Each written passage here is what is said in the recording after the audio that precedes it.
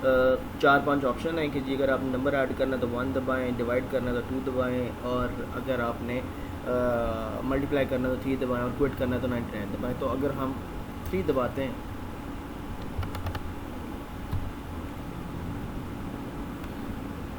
तो ये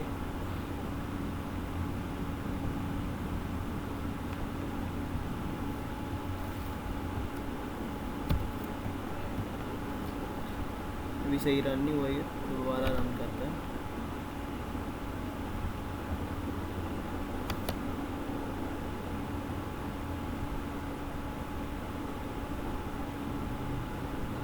कि आपके सामने हैशिंग इंक्लूड आईओस्ट्रीम लिखा हुआ है, यूजिंग नेम स्पेस एसटी लिखा हुआ है। उसके बाद ये 4-5 जो लाइनें लिखी हुई हैं आपको मैंने शायद बताया हुआ भी है कि दिस इज़ कॉल्ड प्रोटोटाइप, यानी कि मेन से पहले आप पूरा फंक्शन भी लिख सकते हैं और मेन से पहले आप प्रोटोटाइप भी लिख सकते हैं। प्रोटोटाइप क्या है? प्रोटोटाइप आप जो फंक्शन की पहली लाइन है, यानी कि जहाँ पे उसकी रिटर्न टाइप लिखी हुई है, उसका नेम लिखा हुआ है, उसके पैरामीटर्स लिखे हुए हैं, वो आप लिख देते हैं, एंड पे सेमी कॉलन डाल देते हैं, ताकि कंपाइलर को ये पता लग जाता है कि अच्छा नीचे कहीं ये फंक्शंस डिफाइन हुए हुए हैं। तो अगर आप यहाँ पे देखें तो उसने एक शो मेन्यू का फंक्शन रखा हुआ है, गेट ऑप्शन का फंक्शन रखा हुआ है, उसके बाद गेट नंबर का, ऐड नंबर का, डिवाइड नंबर का, सबट्रैक्ट नंबर का, मल्टीप्लाई नंबर का, और फिर डिस्प्ले रिजल्ट का, और सब में पैरामीटर पास किए हुए। तो आपको ना सिर्फ ये पता लग रहा है रिटर्न टाइप क्या होगी, नाम क्या होगा, और उसमें पैरामीटर क्या होंगे, और पैरामीटर्स की भी डेटा टाइप क्या होगी।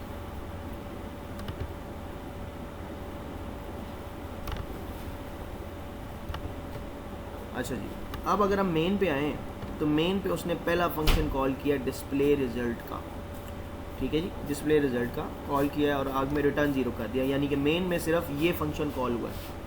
अब जाहिर बात है कि इसका मतलब ये है कि डिस्प्ले रिजल्ट के अंदर ही कुछ सब कुछ है जो कि अल्टीमेटली शो होगा। तो अब आप नीचे आएँ तो सबसे पहले शो मेन्यू पे आते हैं। शो मेन्यू पे देखें तो आपका वॉइड है। वॉइड का क्या मतलब है कि इसने कुछ रिटर्न नहीं करना, सिर्फ शो करवाना होगा, या कोई भी ऐसा काम होना होगा जो कि रिटर्न नहीं आना, हमें उसकी वैल्यू नहीं चाहिए। तो उसने सबसे पहले सी आउट एंटर प्रिंट करवाया हुआ है, फिर उसके बाद cout 1 to add numbers, cout 2, ये सारा जो भी चीज़ इन्वर्टेड कॉमर्स में लिखेंगे एज इट इज़ शो हो जाएगी। तो उसने ये एक मेन्यू सा बना के आपको शो करवा दिया कि अच्छा जी अगर हम दोबारा इसको ट्राई करें रन करने की, तो ये देखें ये आपके आउटपुट में शो हो रहा है। एंटर टू ऐड नंबर ये करें, 2 दबाएं डिवाइड करने के लिए,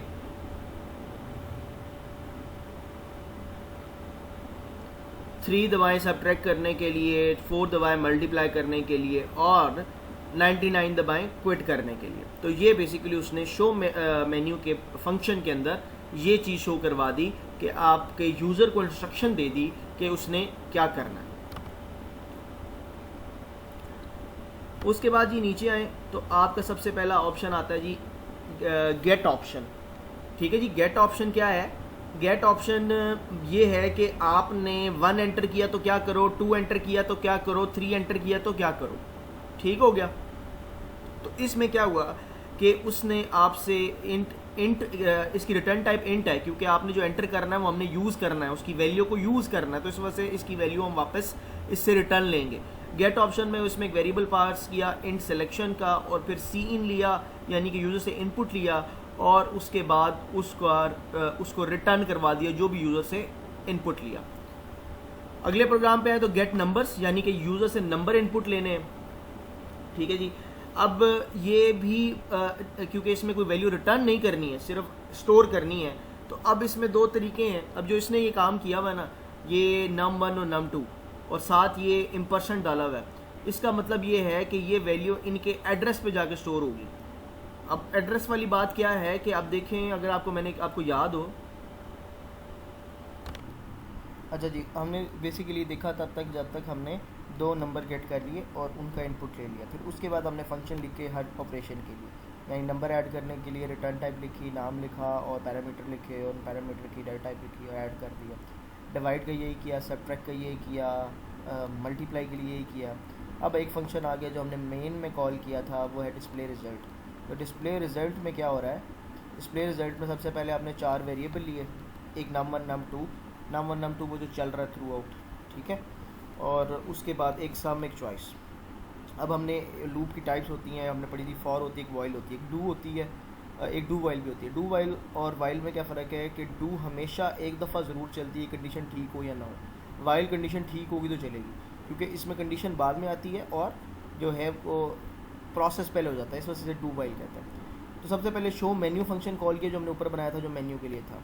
उसके बाद हमने यूज़र से सी इन चॉइस इनपुट ली और एंडल कर दिया। अच्छा जी, उसके बाद अब जो चॉइस है इस पर स्विच लगा दिया।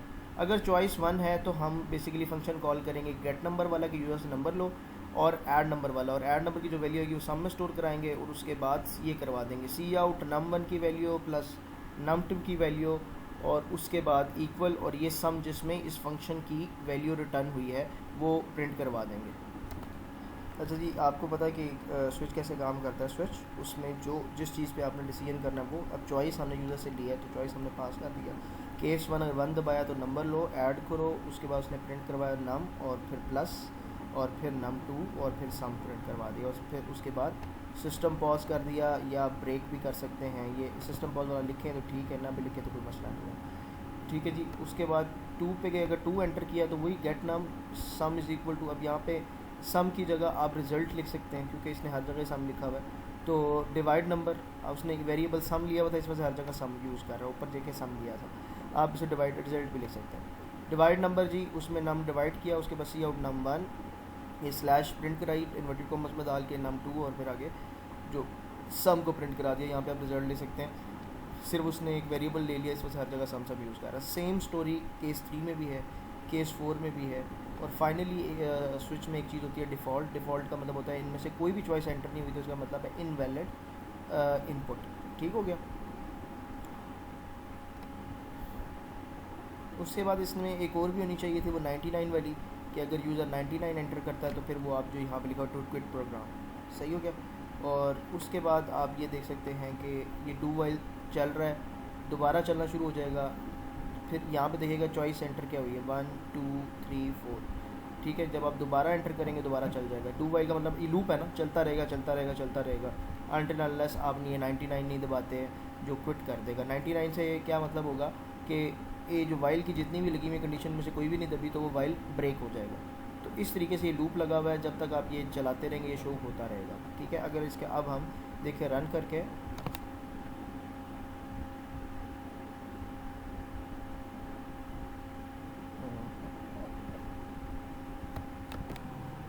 ये जो है अब आप देखें कि 1 एंटर किया तो 1 एंटर किया तो ऐड हो गया, उसने ये चीज़ शो करवा दी।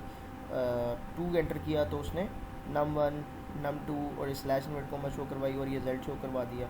जब तक मैं 1 2 3 4 में से कुछ चीज़ करता रहा तो ये दोबारा का दोबारा शो होता रहे, दोबारा का दोबारा शो होता रहेगा। जब 99 दबाया तो क्योंकि वो वाइल कंडीशन में ही नहीं है तो वो उसने ब्रेक कर दिया। अगर मैं इसको दोबारा इस बार चला के दिखाऊँ तो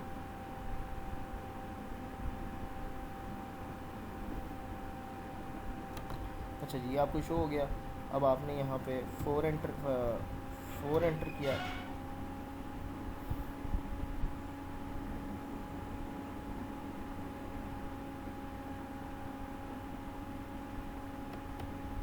इस नेट स्पीड स्लो होने के लिए शो नहीं हो रहा। आप ये प्रोग्राम आपको मैं भेज दूँगा तो आप ये देख सकते हैं कि ये किस तरह काम कर रहा है। आपको ऊपर मैंने सारा एक्सप्लेन कर दिया।